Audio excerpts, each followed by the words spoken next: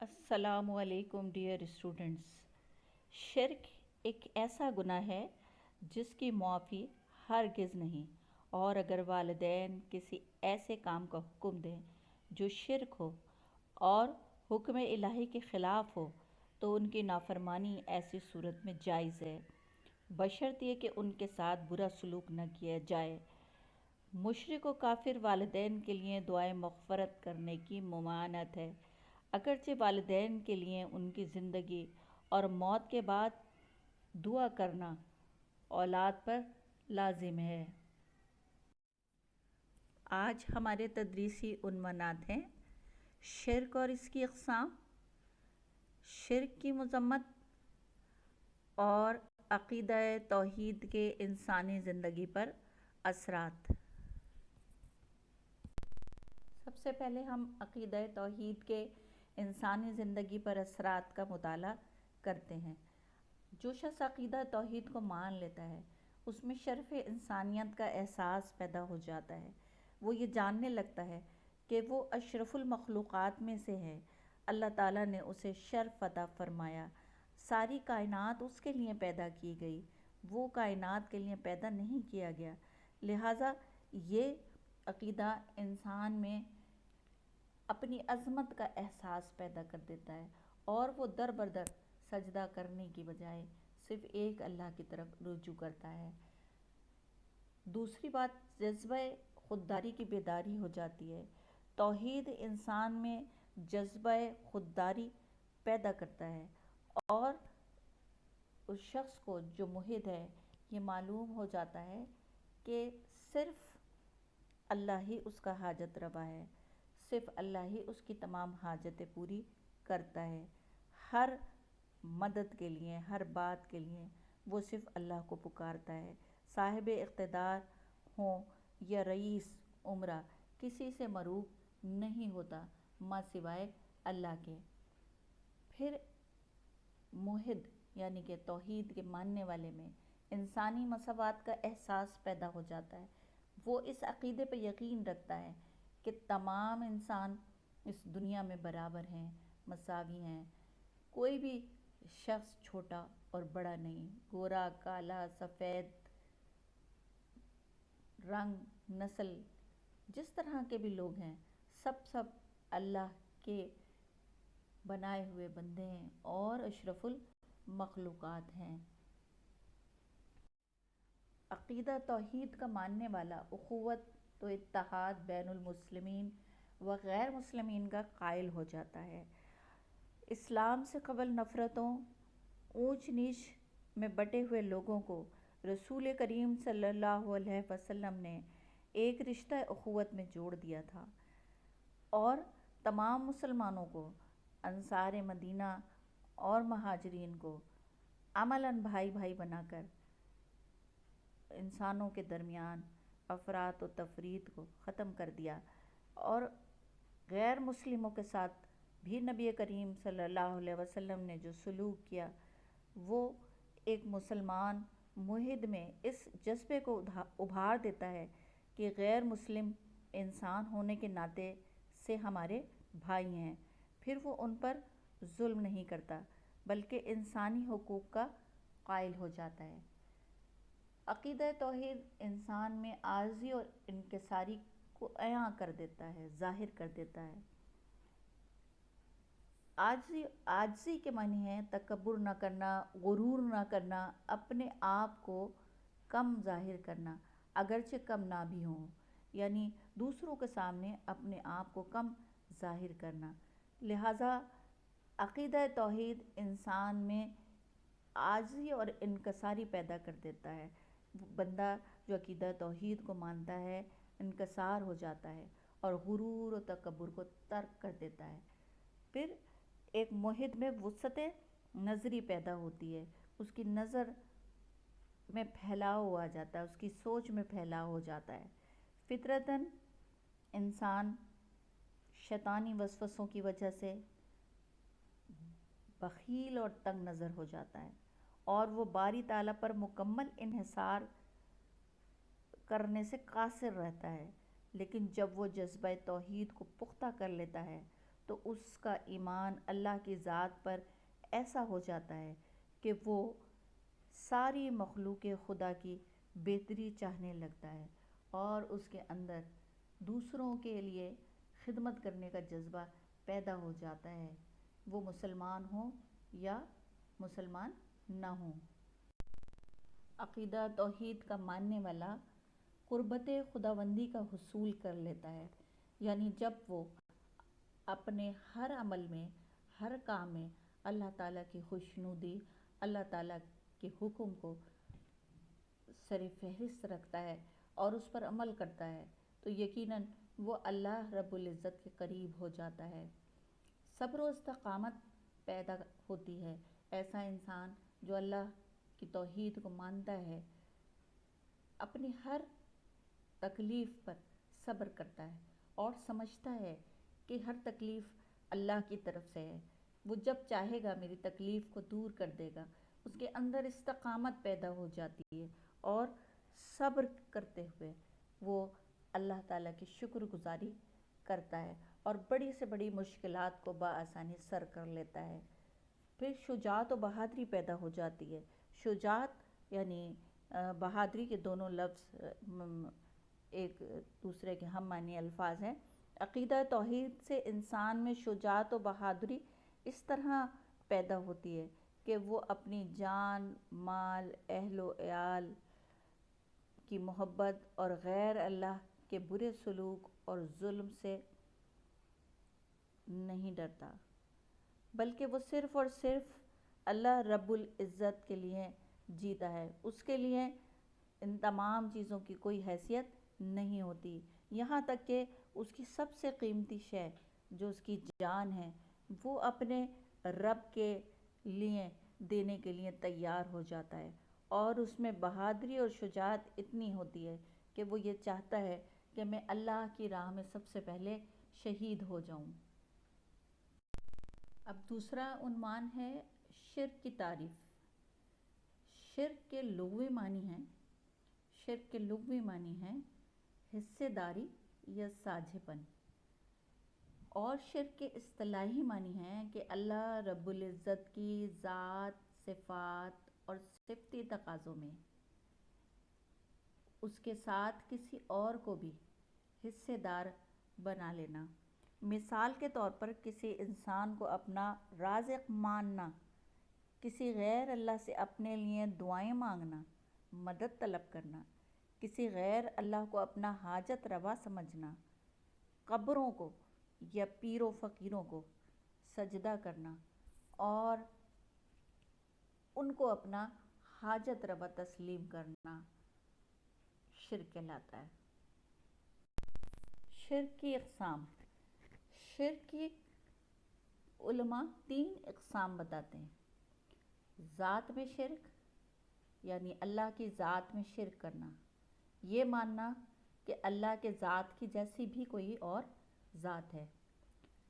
صفات میں شرک، یعنی اللہ رب العزت کی صفات میں کسی اور کو بھی اس کے ساتھ حصے دار یا شریک ٹھہرانا۔ صفات میں شرک کی مزید 3 اقسام علماء بیان کرتے ہیں۔ کمالی صفات الہی میں شرک، یعنی اللہ کی وہ صفات جس میں اس کا کمال نظر آئے، اس میں کسی اور کو اس کے ساتھ شریک ٹھہرانا کمالی صفات میں شرک ہے۔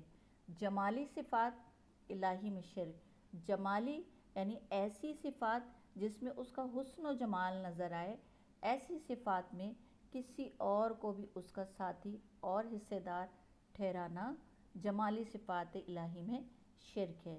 جلالی صفات الہی میں شرک، اس سے مراد یہ ہے کہ اللہ کی وہ صفات جس میں اس کا جلال ظاہر ہو، ان صفات میں کسی اور کو بھی اس کے ساتھ حصے دار یا ساتھی ٹھہرانا جلالی صفات میں شرک ہے۔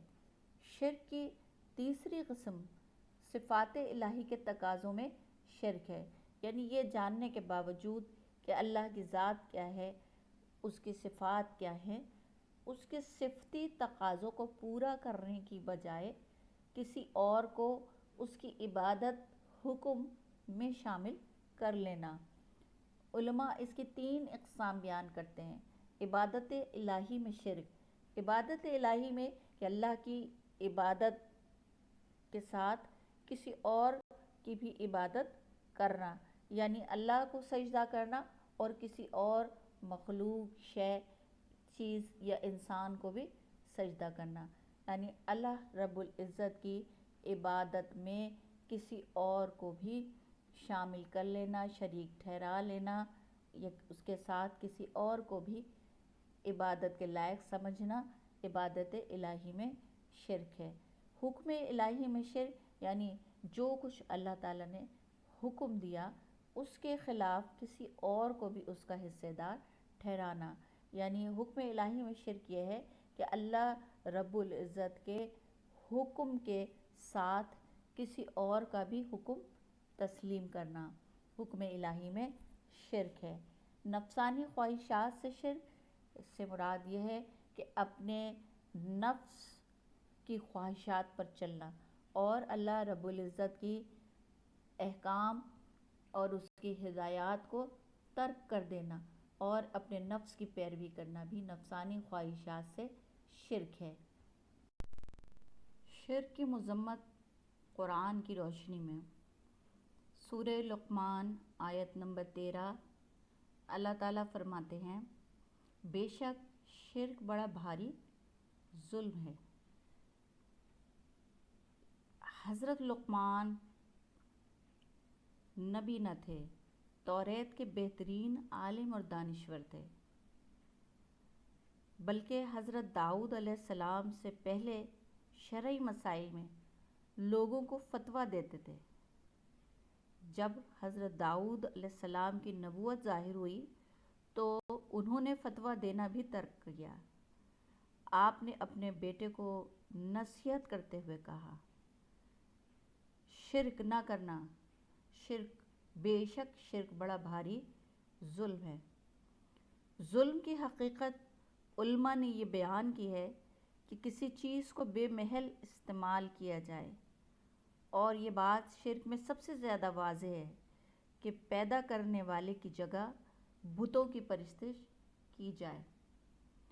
سورہ نساء آیت نمبر 48 اللہ تعالیٰ فرماتا ہے،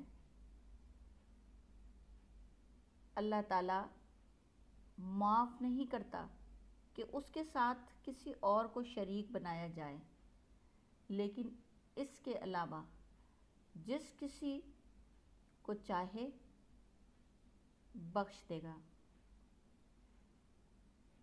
بے شک اللہ تعالیٰ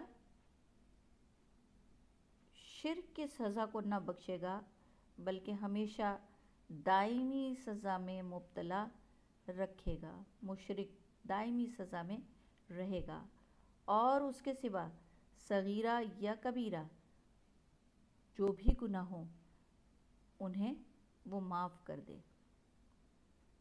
البتہ اگر وہ مشرک مسلمان ہو جائے تو پھر مشرک ہی نہ رہا، اب سزا کی وجہ دائمی نہیں رہے گی،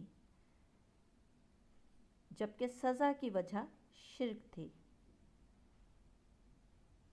نہ بخشنے کی وجہ ہی ختم، تو اب سزا بھی ختم ہو جائے گی۔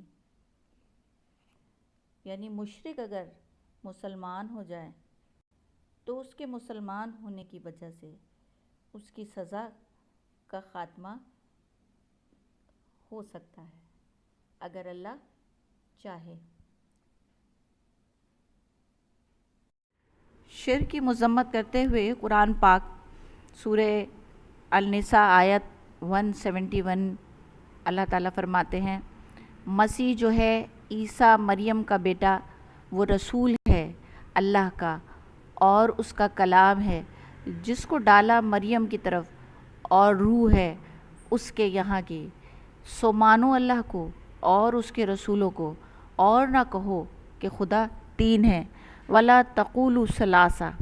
نزول قرآن کے وقت نصارہ جن بڑے بڑے فرقوں میں تقسیم تھے، تثلیث کے متعلق ان کا عقیدہ 3 جدا جدا اصولوں پر مبنی تھا۔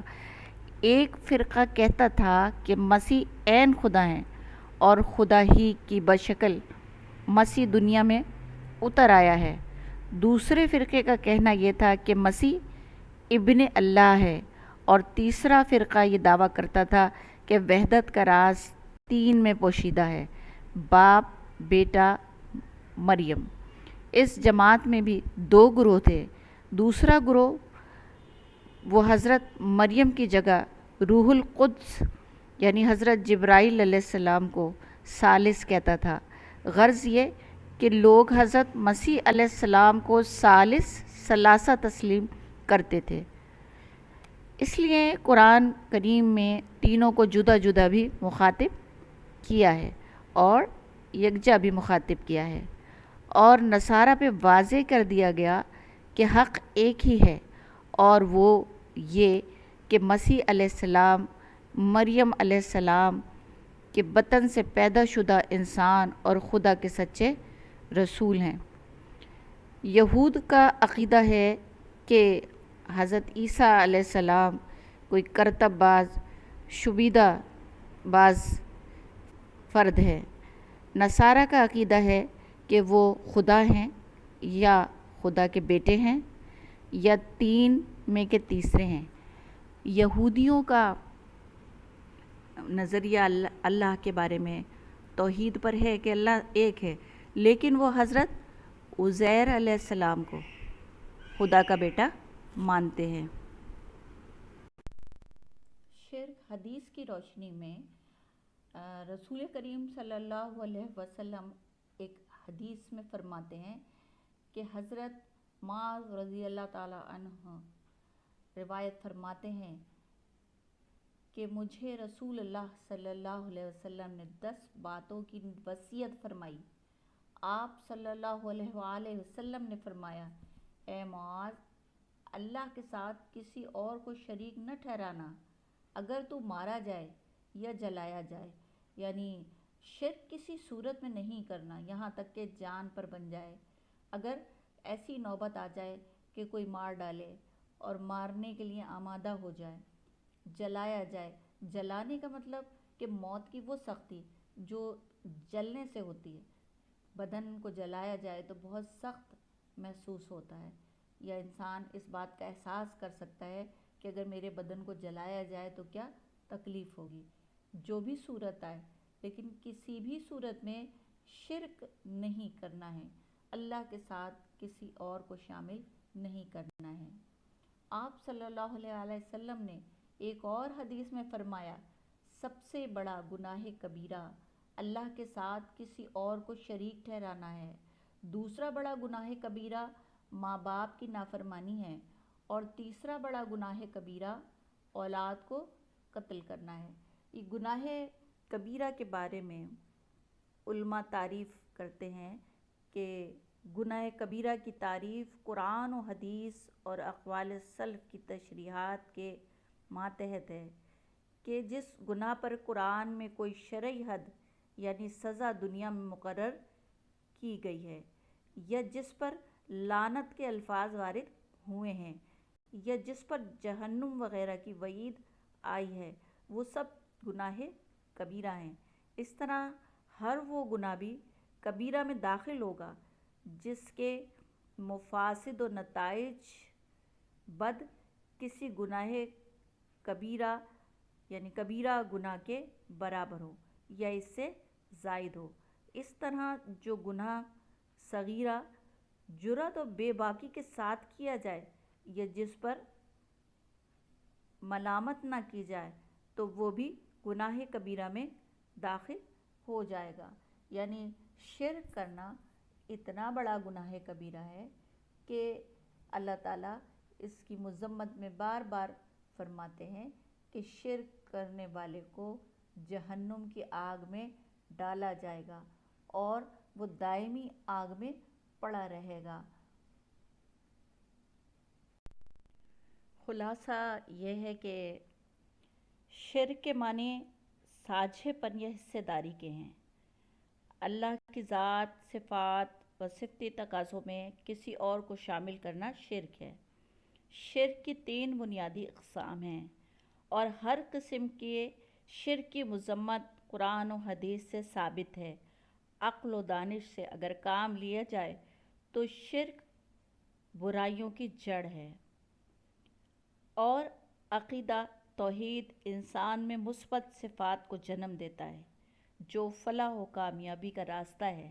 دین اور دنیا دونوں کی کامیابی کے لیے توحید کو اپنانا ہے اور شرک کو اپنے آپ سے دور رکھنا ہے۔ شرک کی کوئی بھی صورت ہو، تمام صورتوں میں شرک کو برا سمجھنا ہے، شرک سے نجات حاصل کرنی ہے۔